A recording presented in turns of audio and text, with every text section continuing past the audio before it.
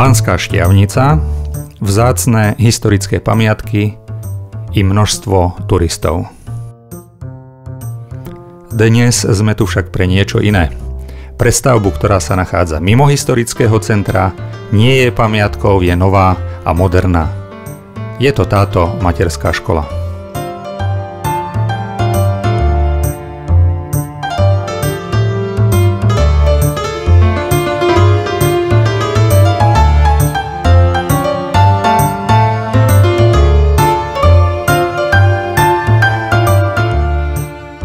Pri vstupe nás víta pohľadový betón vstupnej terasy. Betón máme aj na prijazdovej ceste a betónový je aj oporný múrik. Surový technický materiál na budove pre deti.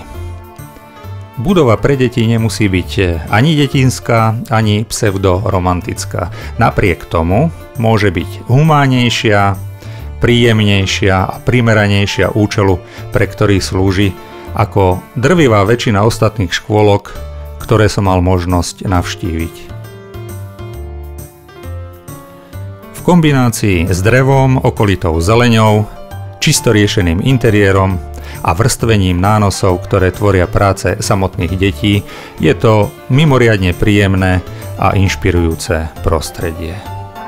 Moderná architektúra môže byť nielen účelná, ale zároveň aj prívetivá, podnetná a pekná. Na vstupnej strane nás vítala dvojpodlažná stavba. Na strane dvora má táto budova úplne inú tvár. Sú tu nízke prízemné pavilóny jednotlivých tried s priamym prepojením interiéru a exteriéru. Pri otvorení veľkých presklených dverí mizne hranica medzi triedou a medzi dvorom. Deti počas celého dňa majú bezprostredný kontakt s prírodou. Nemusia sedieť iba na stoličkách, môžu výjsť, keď je pekné počasie a prší, môžu využiť krytú terasu. Ideálne miesto pre každodenné cvičenie. Často zabúdame na okolie budov, ktoré môže byť rovnako zaujímavé a podnetné ako to, čo je dnu. Obloha nad hlavou a tráva pod nohami je v tomto prípade prirodzenou súčasťou architektúry. Pohyb a pobyt na čerstvom vzduchu je dôležitým predpokladom zdravého vývoja detí.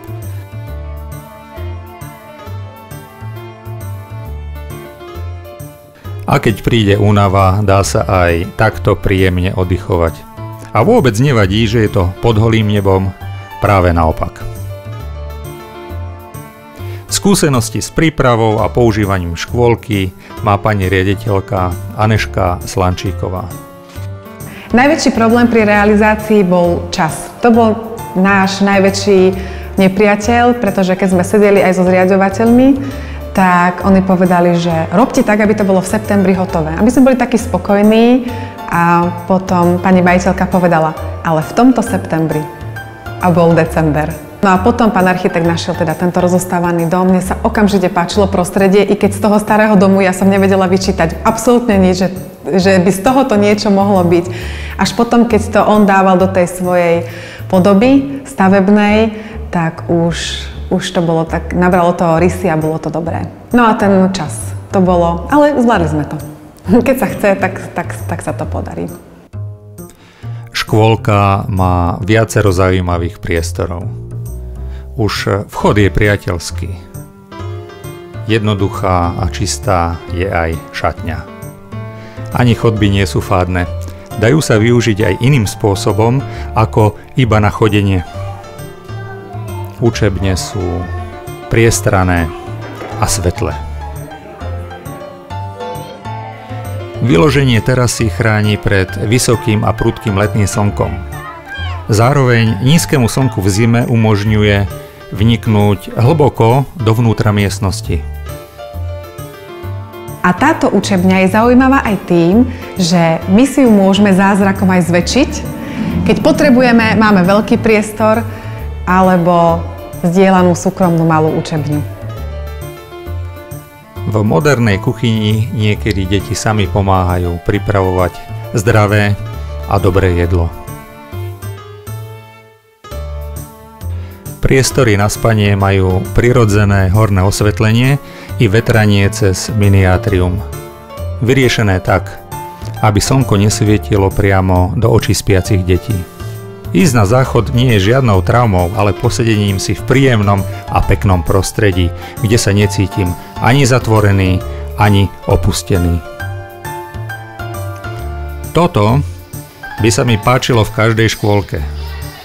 Vlastný bazén i sauna. A nie len na okrasu. Pláva sa každodenne. Niekedy pod vodou, niekedy nad ňou. Voda je jej kamarát.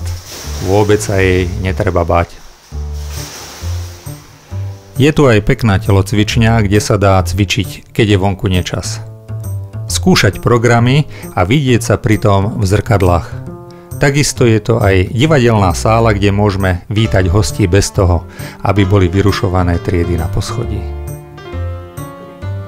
Zaujímavá a dobre zvládnutá je práca s terénom. Dvojpodlažný objekt vo svahu plynule prechádza do modelovaného exteriéru. Špecifickým prvkom modelácie okolia budovy je aj horolezecká stena, samozrejme primeraná parametrom používateľov. Možno práve tu vyrastá nový pavúčí muž. Keď deti odchádzajú z učební alebo aj domov, môžu ísť klasicky po schodoch alebo aj inakšie. Škoda, že niečo podobné nenavrhujeme aj v budovách pre dospelákov. Vidíme, že aj v Banskej Štiavnici, ktorá nepatrí k najbohatším regiónom, sa dá urobiť pozoruhodné a zároveň životaschopné dielo. A to i v krutých časových limitoch a na zanedbanom mieste. Je to ukážkový príklad toho, že dobrú architektúru dokážu užívateľia oceniť. Všade a na každom mieste.